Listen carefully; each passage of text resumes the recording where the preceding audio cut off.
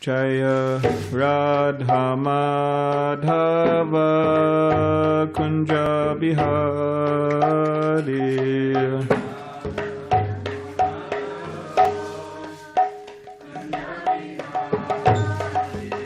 Jai Radha Madhava Kunja Bihari.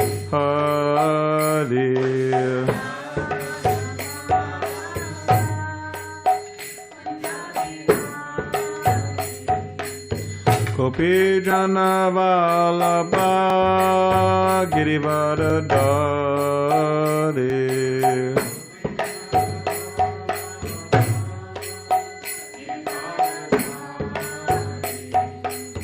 Gopi Jana Vallabha Girivardhari.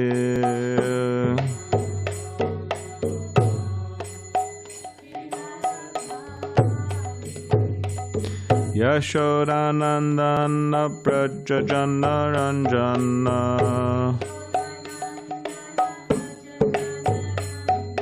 Yashodanandana Prajajana Ranjana.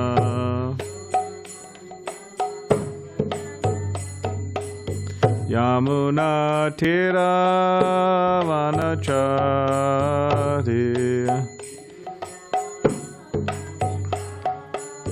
Yamuna Tira Vanachari.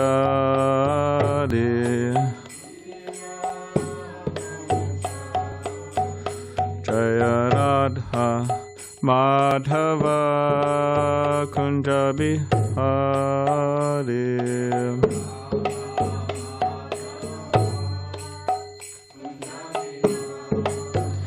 Jaya Radha Madhava Kunja Bihari.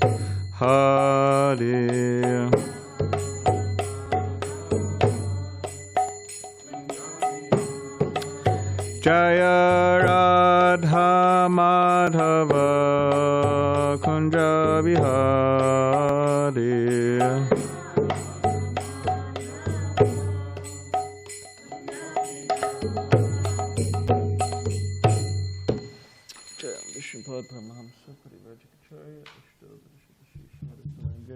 Bhaktivedanta Swami Prabhupada ki jai.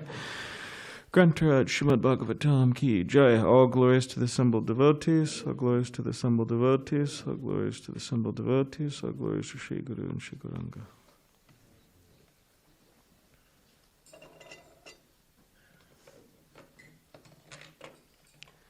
Is this a new clock or somehow it's been fixed? No, okay.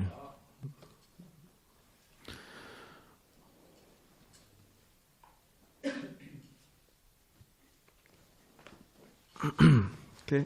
Om Namo Bhagavate Vasudevaya. Om Namo Bhagavate Vasudevaya. Om Namo Bhagavate Vasudevaya. All right, so Canto 8. Withdrawal of the Cosmic Creations, Chapter 3, Gajendra's Prayers of Surrender, and we will read text 20 and 21 together. All right. Please repeat after me. Ekantino yasya kanchanartam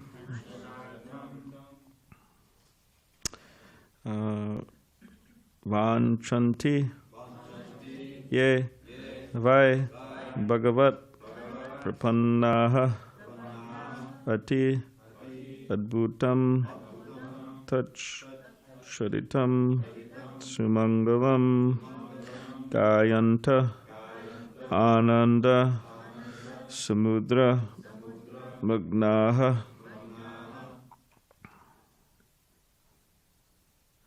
ekantino yasya nakanchanartam vanchanti ye vai bhagavat prapannaha Atyadbhutam tachcharitam sumangalam Gayanta ananda samudra magnaha Ekantino yasya na kanchanartam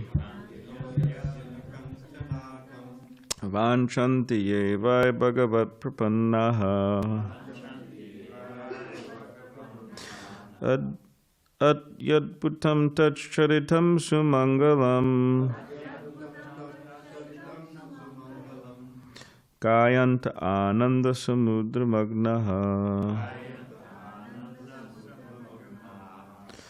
Ekantino yasya na kanchanartam Vanchanti yevai bhagavat prapannaha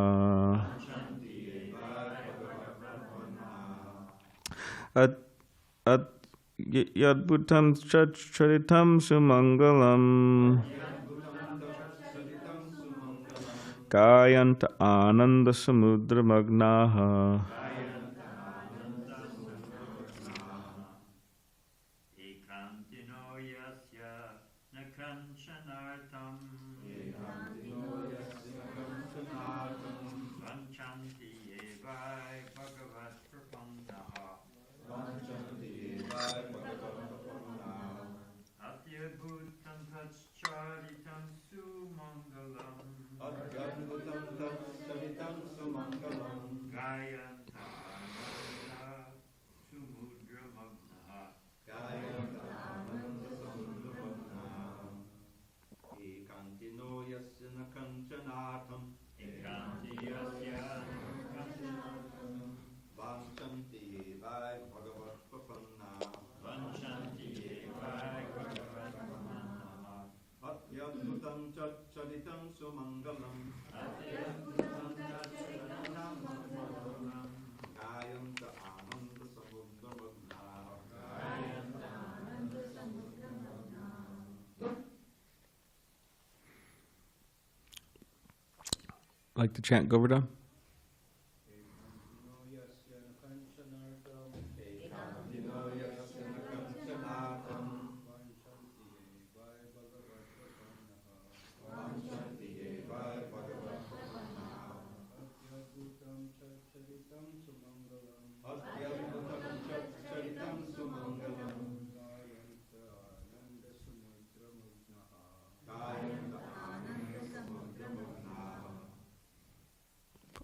I like to chant.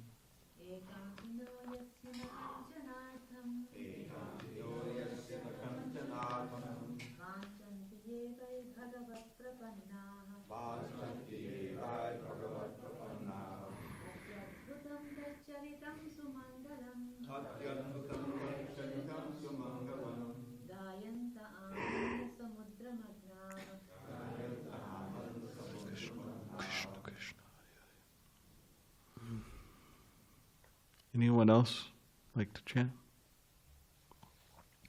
All right, online, Tapas is pointing to the camera, so I take it he wants me to ask. Any online chanters? Ekantino yasya na kanchanartam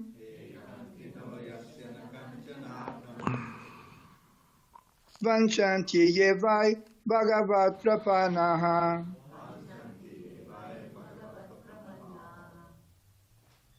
Atyadbhutam tachcharitam sumangalam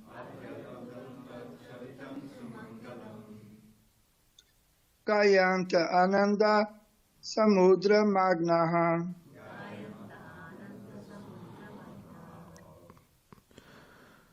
Tamaksharam Brahma Padam Paresham Avyaktam Adyatmika Yogam Gamyam Atindriyam Sukshmam Ivati Duram Anantam Adyam Puripurnam Ide. Okay, if you could please repeat after me. Ekantinaha, unalloyed devotees who have no desire other than Krishna consciousness. Yasya, the Lord, of whom na, not, kanchana, some, artam, benediction, vanchanti, desire. Yea, those devotees who, by indeed, Bhagavat Prapannaha, fully surrendered unto the lotus feet of the Lord, Ati Adbhutam, which are wonderful, Tat Charitam, the activities of the Lord, Sumangalam, and very auspicious to hear. Gayantaha, by chanting and hearing, Ananda, of transcendental bliss, Samudra, in the ocean, Magnaha, who are immersed, Tam, unto him. All right, we're going to keep on going. Aksharam, eternally existing. Brahma, the supreme.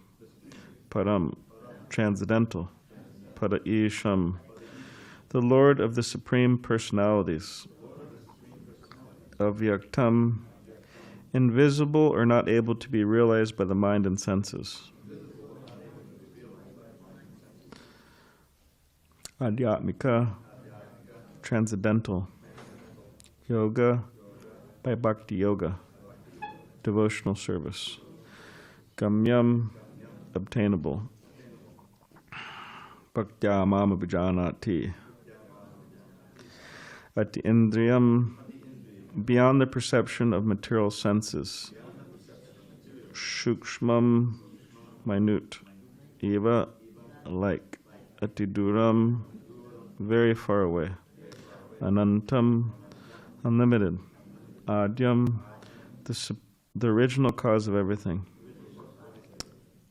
Paripurnam, completely full. Ide, I offer my obeisances.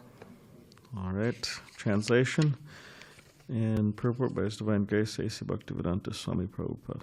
Unalloyed devotees who have no desire other than to serve the Lord, worship Him in full surrender and always hear and chant about His activities, which are most wonderful and auspicious. Thus they always merge in an ocean of transcendental bliss. Such devotees never ask the Lord for any benediction. I, however, am in danger.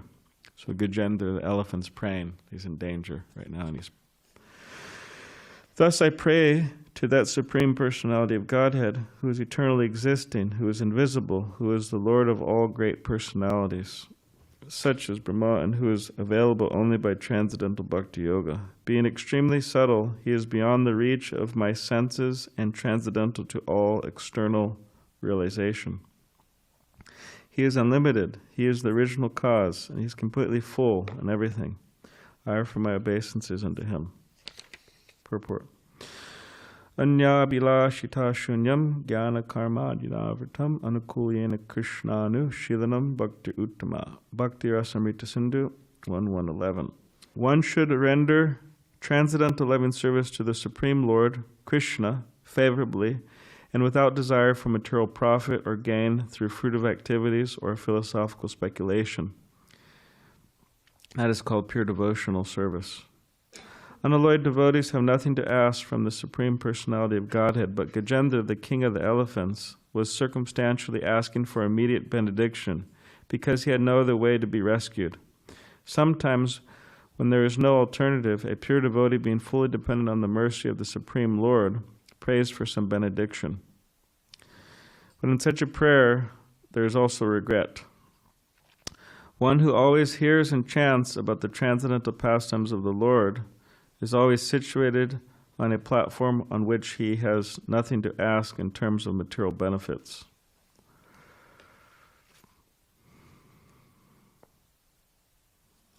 Unless one is a completely pure devotee, one cannot enjoy the transcendental bliss derived from chanting and dancing in the ecstasy of the Sankirtan movement. Such ecstasy is not possible for an ordinary devotee. Lord Sri Chaitanya Mahaprabhu showed us how one can enjoy transcendental bliss simply by chanting, hearing, and dancing in ecstasy. This is Bhakti Yoga. Therefore, the king of the elephants, Gajendra, said, Aryatmika Yogam Gamyam, indicating that unless one is situated on this transcendental platform, one cannot approach the Supreme Lord. The benediction of being able to approach the Lord can be achieved after many, many births. Yet Sri Chaitanya Mahaprabhu has awarded this benediction to everyone, even to the fallen souls who have no heritage of anything in spiritual life. That is actually being seen in the Krishna consciousness movement. Therefore, the path of Bhakti Yoga is the spotless process by which to approach the Supreme Personality of Godhead. Bhaktyaham ekayagayaha. Only through devotional service can one approach the Supreme Lord. The Lord says in Bhagavad Gita 7.1, Maya sakta mana parta yogam yunjan maya shayaha asangshayam samagram mam yata ga yasi tachchunu. Now hear, O son of Pritha, Arjuna, how, by practicing yoga in full consciousness of me, with mind attached to me, you can know me in full, free from doubt. Simply by being attached to Krishna consciousness and by thinking of the lotus feet of Krishna constantly, one can fully understand the Supreme Personality of Godhead without a doubt. Om Ganitibrandasya Gananjana Shlakaya Chakshulan Militam Mena Tasmai Shri Grave Namaha Mukam Kadidvachalam Pangam Langai Tegidim Yakripatamaham Bande Shri Gurundinitarinam Vancha Kapadibisha Kripa Sindhubevacha Patitanam Pavanebhyo Vaishnavebhyo Namo Namaha Jai Shri Krishna Chaitanya Prabhu Nityananda Shri Advaita Gadadhar Shivasri Gaura Bhaktivinoda Hare Krishna Krishna Krishna Hare Hare Hare Rama Rama Rama Hare Hare. Translation one more time. Unalloyed devotees who have no desire other than to serve the Lord, worship Him in full surrender, and always hear and chant about His activities, which are most wonderful and auspicious. Thus they always merge in an ocean of transcendental bliss. Such devotees never ask the Lord for any benediction. I, however, am in danger. Thus I pray to that Supreme Personality of Godhead, who is eternally existing, who is invisible, who is the Lord of all great personalities, such as Brahma, and who is available only by transcendental Bhakti Yoga. Being extremely subtle, He is beyond the reach of my senses and transcendental to all external realization. He is unlimited, He is the original cause, and He is completely full, and everything I offer my obeisances unto Him.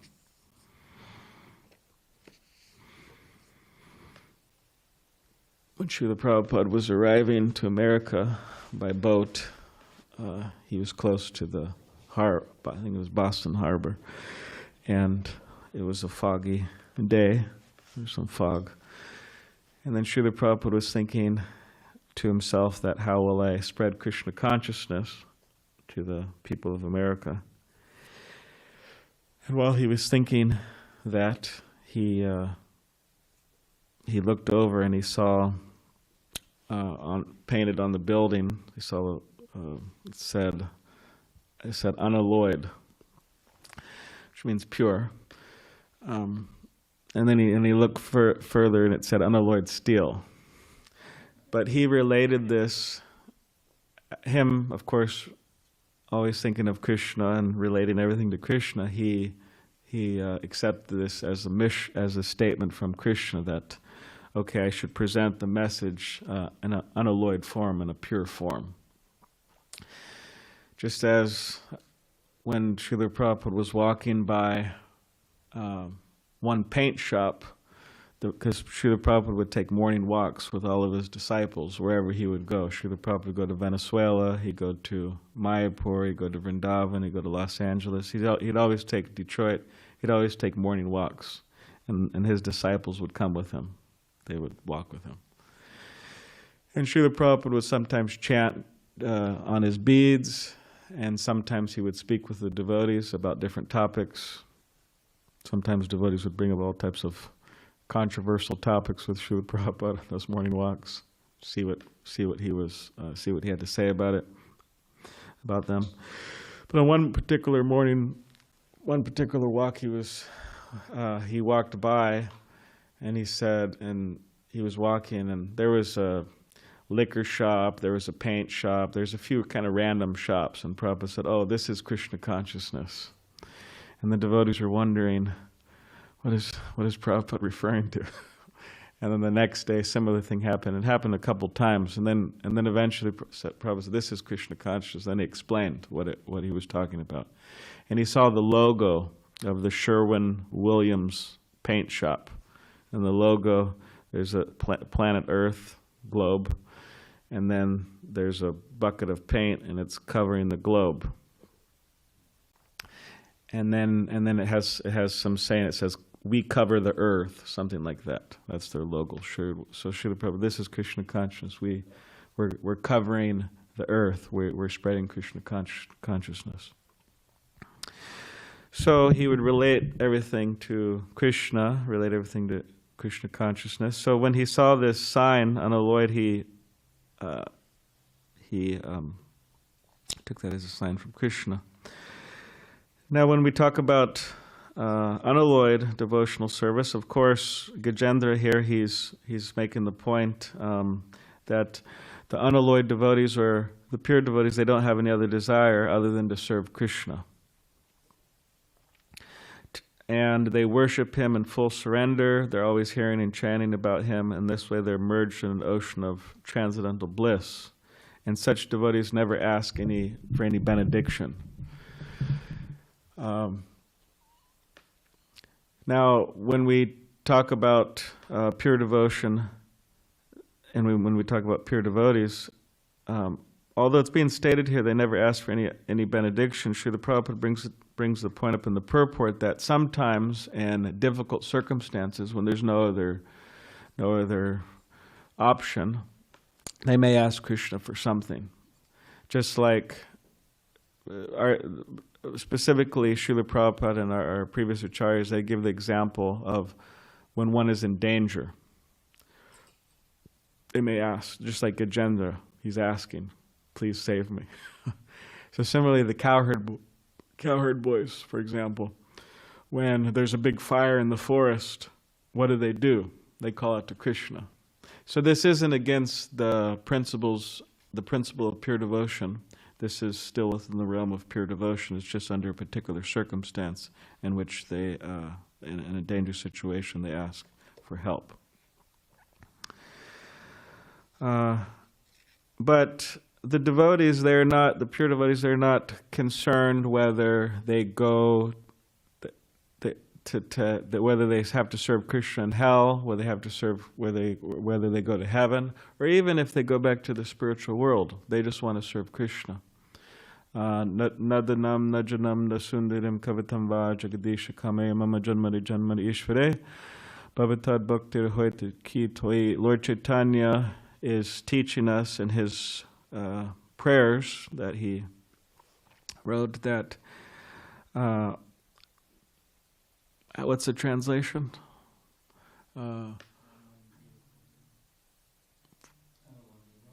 What's your poetic translation? Okay, here you go. Sriveda Prabhu, go for it.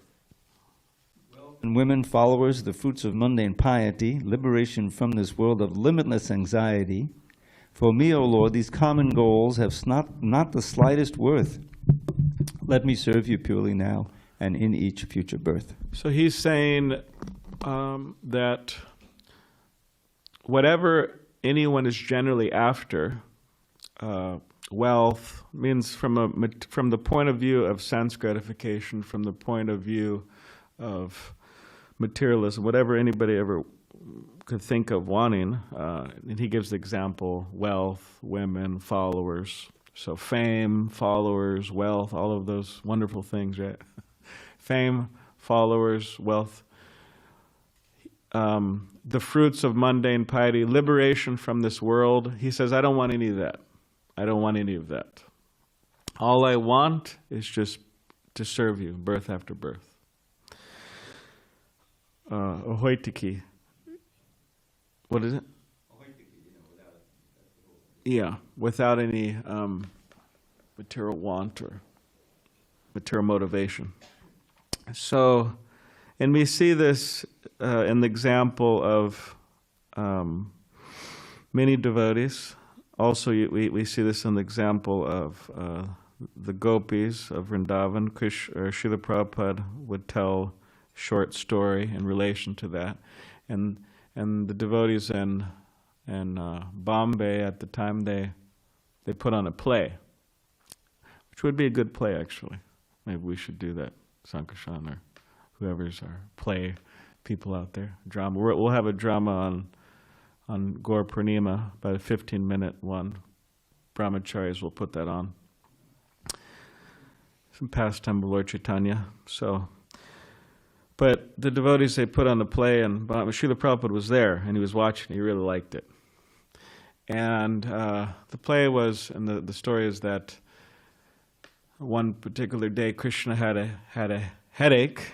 Of course, this is a pastime or Leela. You know, Krishna's body's transcendental, so. But he had a headache, and the devotee said, "Well, what do we do?" It was Narada Muni, and then Krishna said, "Well, you need to go to ask my devotees for the dust of their feet." So Narada Muni, he went to different categories, different camps of devotees, and everybody was saying, "No, we can't do that. If we do that, then we'll go to hell. Sorry, can't do that."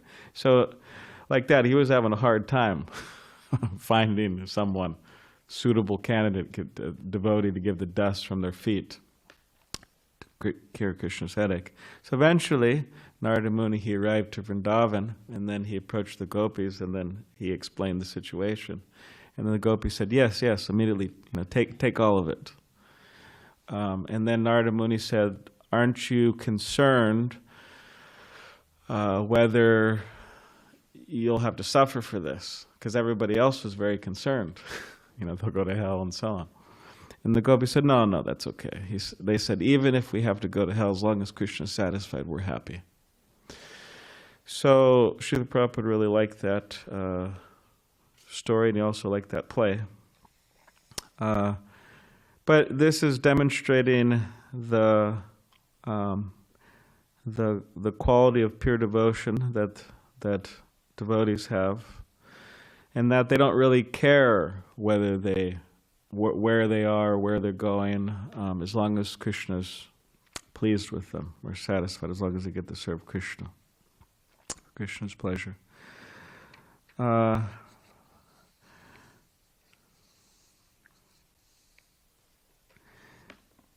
So when we think of we were at the Martin Luther King parade the other day in Los Angeles, chanting Hare Krishna there, and somebody came up to me and came up to us, and they were passing out pamphlets, little brochures.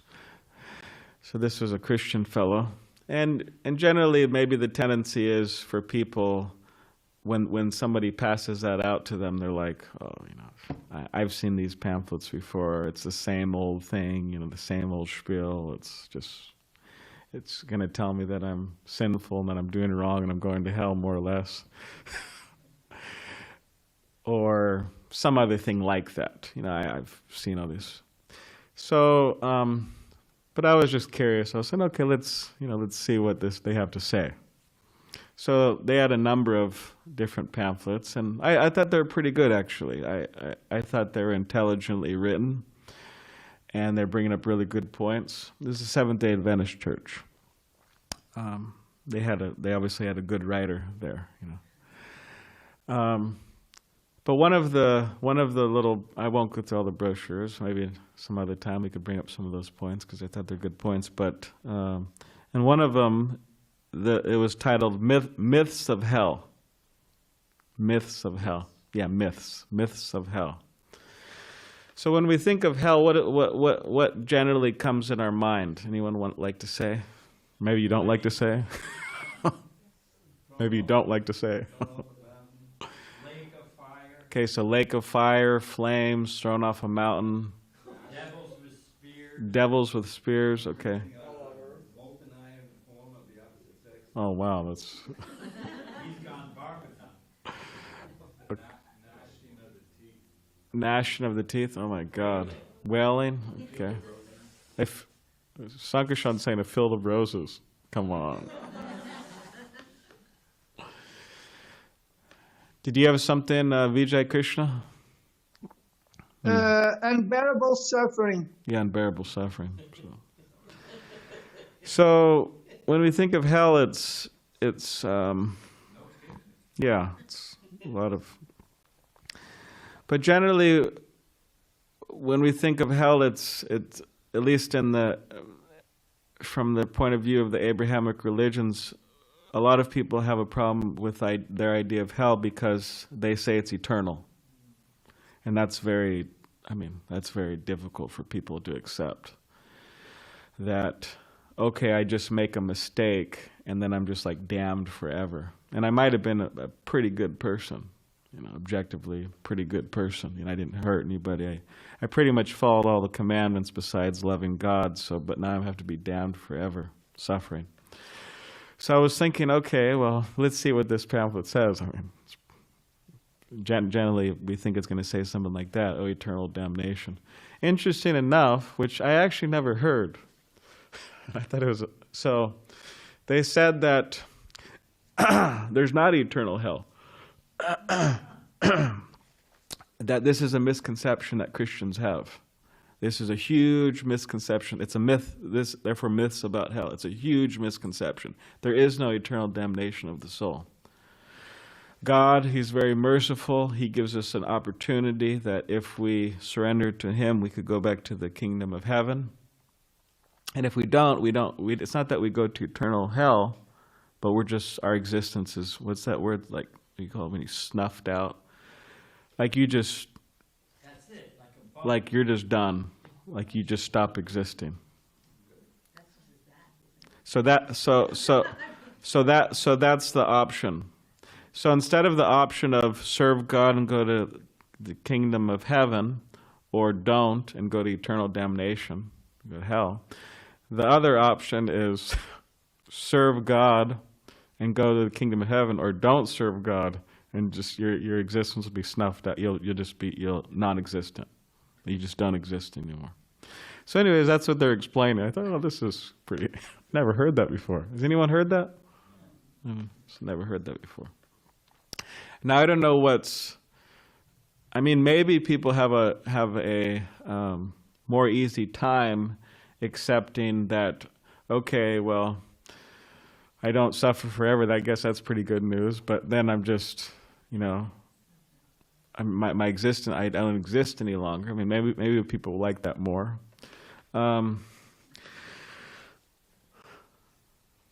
Anyways,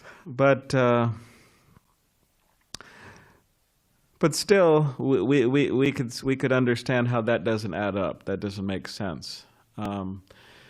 And that, again, it's a type of punishment. It's like, hey, you don't serve me, and then you're just like, you don't exist anymore. So we could see how merciful Krishna is. That although He wants us to be connected with Him through loving devotional service, and that is our true nature, He wants us to be in that, in the ecstasy of pure devotion. But even if we don't want to, then Krishna, he gives us options. It's not that He says, okay, eternal damnation, like you're done. You're just going to be suffering forever. Or it's not that He says, okay, you don't serve me and your existence, you don't exist anymore. But He gives us options that, in other words, He gives us chances to get closer to Him, to perfect ourselves over time. So this is the wonderful mercy of Krishna. And for those of us who have come to Krishna consciousness or come to learn about Krishna consciousness, we should keep in mind the goal. And the goal is pure devotional service. Pure devotional service to Krishna. And if we want to know more about pure devotional service to Krishna, then we should study Srila Prabhupada's books and study the different devotees who exemplify pure devotion. For example, we mentioned the Gopis, or there's Mother Yashoda. or there's the Cowherd Boys, or there's Srila Prabhupada, or other devotees. So we could study them and understand what it means to be on the platform of pure devotional service. That, and the main thing is that a pure devotee of Krishna, they do not have any other desires to be fulfilled. They're not desiring anything materially. The only thing they're desiring is Krishna's pleasure. And as Srila Prabhupada, he translates this Anyabhilashita Shunyam in the Chaitanya Charitamrita Madhya Lila, Anyabhilashita Shunyam. When first-class devotional service develops, one must be devoid of all material desires, knowledge obtained by monistic philosophy, and fruitive action. The devotee must constantly serve Krishna favorably as Krishna desires. So Srila Prabhupada explains in the purport that the desire of Krishna is that people surrender to him. Sarvadhamam prityaja mamikam shuddham vrijo. That people think about him, manmana bhava madbhakto, that people become devotees, which will bring them to their real state of transcendental happiness. Krishna wants people to be happy. So therefore, Srila Prabhupada says that understanding this, a pure devotee, nachatasman manusheshu kaschanme priyakritama, one who preaches the gospel of the Bhagavad Gita for the benefit of all is most dear to Krishna. They try to spread Krishna consciousness throughout the world, such as the case of Srila Prabhupada and other devotees. They work for the benefit of conditioned souls, try to give people Krishna consciousness. And that is the desire of Krishna, that people take to Krishna consciousness. So if we can ourselves do that, or if we could assist others doing that, that is a wonderful thing. That will bring us closer to awakening this pure devotion within us. And the criteria that the devotee must meet is that they should know what Krishna wants them to do. And Srila Prabhupada explains how are they to know. And then he says that Rupa Goswami's first instruction is to accept a guru, a spiritual teacher, who will let them know what Krishna wants them to do. And of course, that is based on scripture. The guru has scriptural evidence for that.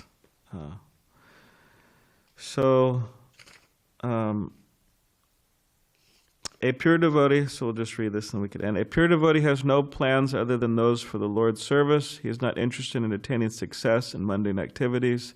He simply wants success in the progress of devotional service. For a devotee, there cannot be worship of others or demigod worship. A pure devotee does not engage himself in such pseudo-devotional service. He is interested only in satisfying Krishna. If one lives only for the satisfaction of Krishna, it does not matter whether he belongs to this order of life or that order of life. One's only business should be to satisfy Krishna. This process is completely manifest in the activities of the Krishna consciousness movement. It has been actually proved that the entire world can accept devotional service without failure. One simply has to follow the instructions of the representative of Krishna. All right, so those are some thoughts on this verse. Does anybody have... I think, Chad, you had something? I'll let whoever else go first. Okay. Okay.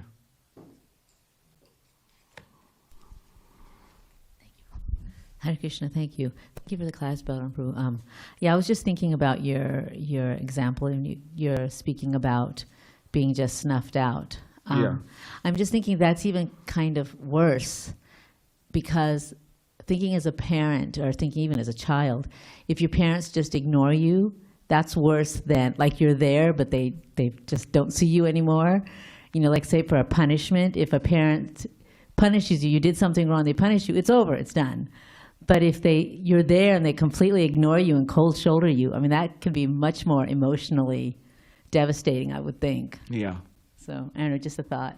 Thank you. Yeah.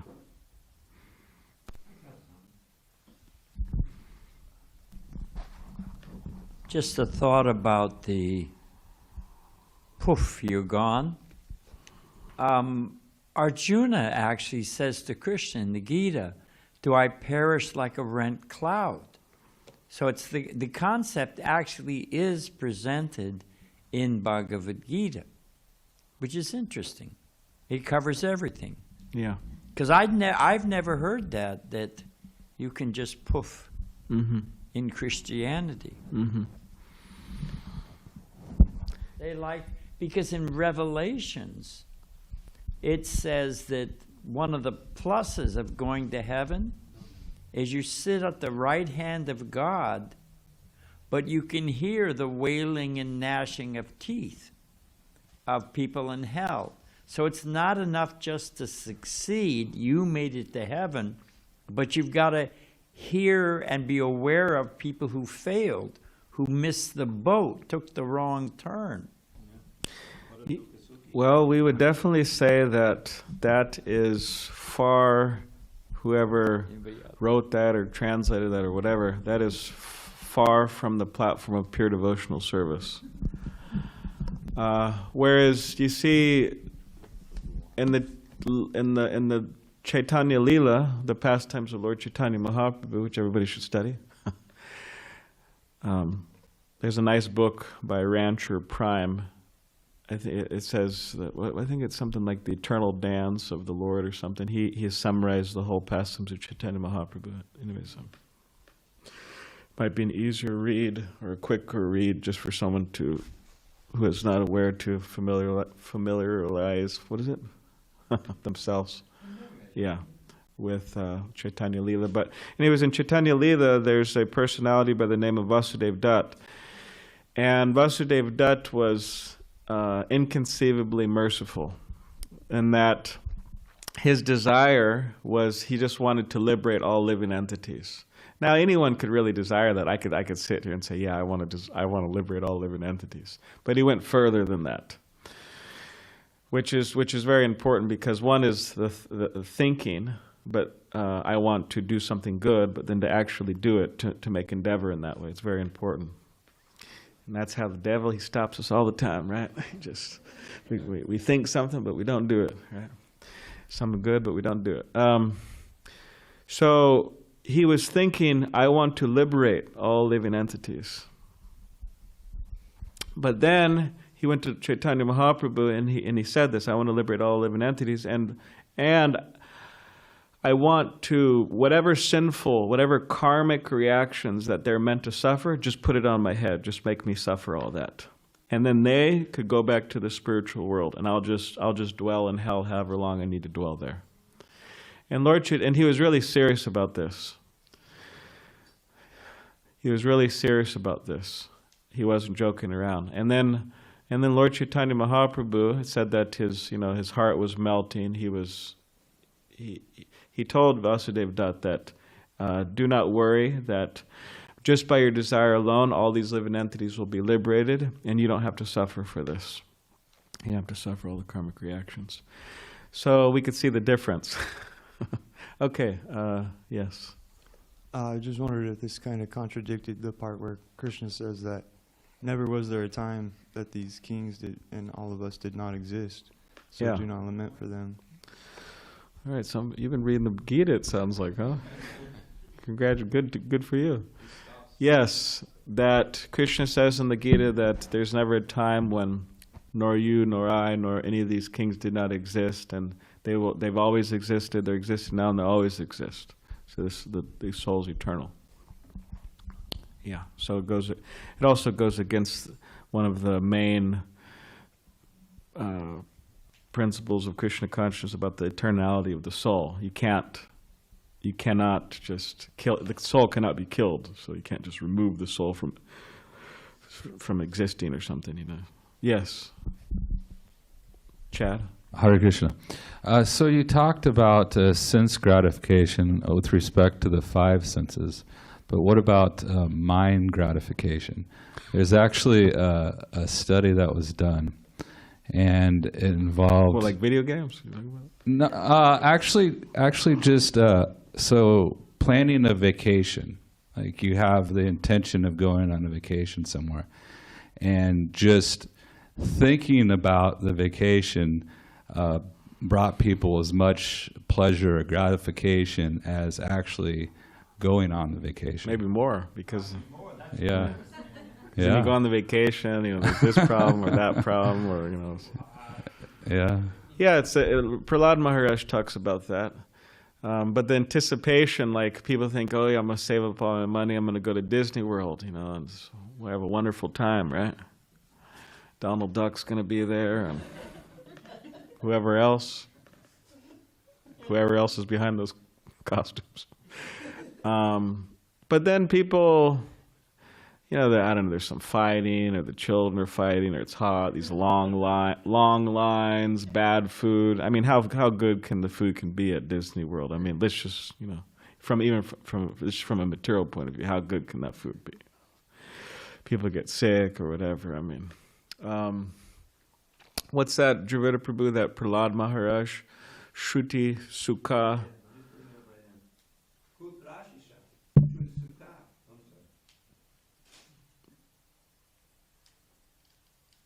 Is 7:9:25, the prayer to Nrsimhadev. Kutrashisha, Shruti Sukha, Mrigatrishni Rupa, Kvedam Kalevadam, Asheshurajam Viroha.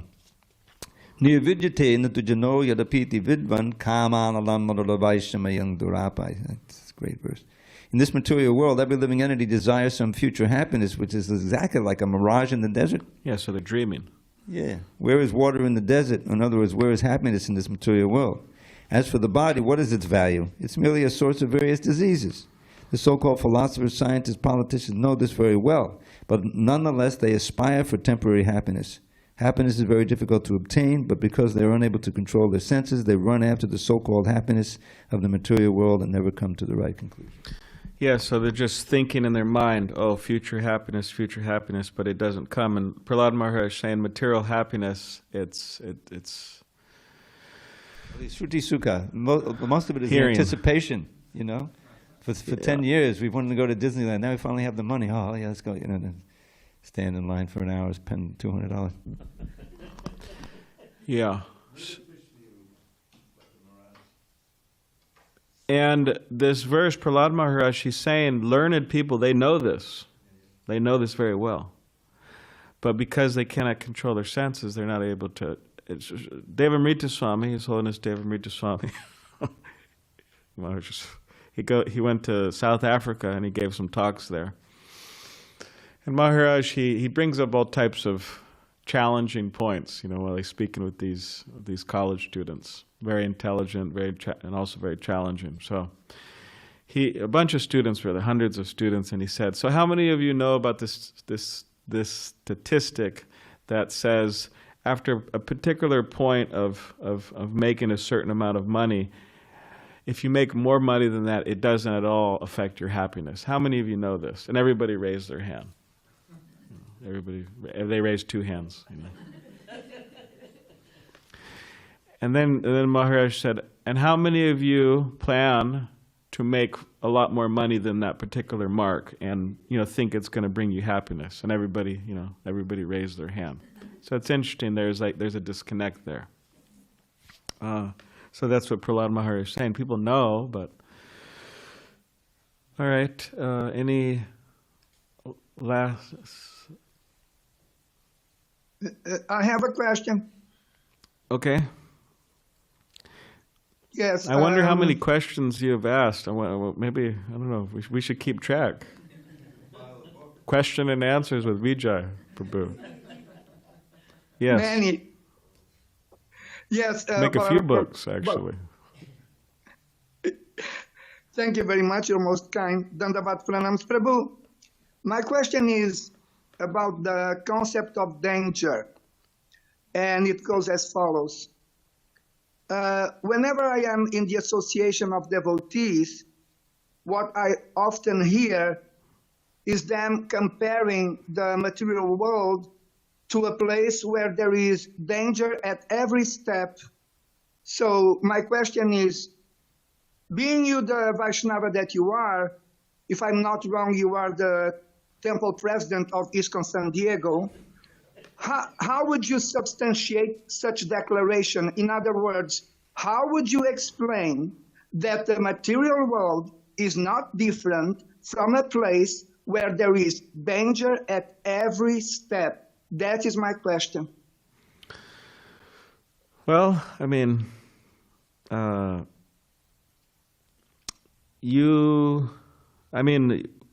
there's danger at every step. I mean, you're in the kitchen, you're just cutting vegetables or something. There's danger there. You jump in your car. It's a risk, driving on the freeway. You're riding your bike. As Govardhan Prabhu was mentioning yesterday, he was bringing up some statistics about bike riders and car accidents and all these different things. So yeah, it's a dangerous place. I mean, people, they're sitting at their computer, like Tapas right now, right?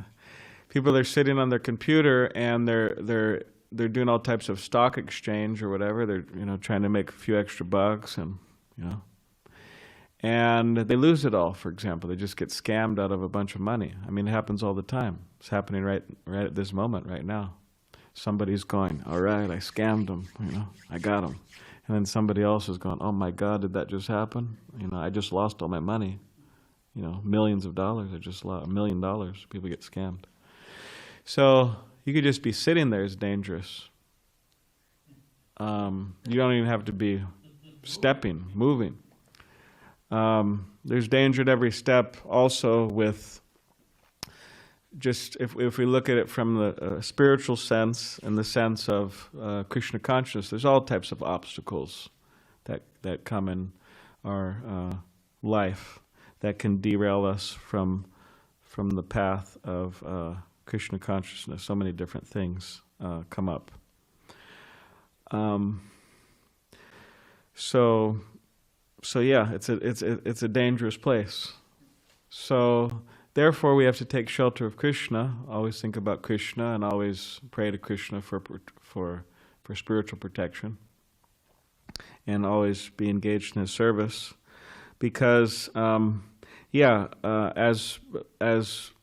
we discussed some time ago, we do not have to call Maya or illusion. Maya is just there, like always there. So it's not that we have to call, oh, can you, I want to be an illusion, please come help me be an illusion. But Maya is always there to facilitate our illusion.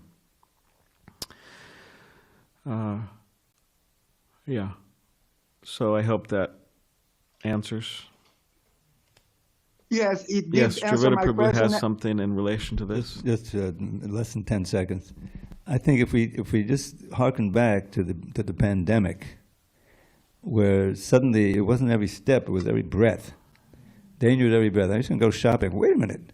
What if that person there is, breathing out and I'm breathing, Okay, so you get the mask, but the masks don't always work. So there was it was a, of course people didn't know, it was just a lot of fear. A lot of people stayed home, But that's the way the material world is that you don't realize how dangerous it is until suddenly, you're having an accident. You might even be sleeping, right? You have a drain, you have a heart attack. Right? Yes, which means. Remember when there was that earthquake in LA and also in San Diego? Swabhas Prabhu sent me an article in the LA Times that a man was in the ground floor of a 4-story apartment building and it collapsed. He survived. He was standing out, because it was early in the morning, so it was still dark. He was standing out there looking at the collapse, just completely collapsed. And how in the world did I ever get out of that? And the ambulance, the fire truck coming to put out the fire, ran him over and killed him. The odds are, the deck is stacked against this.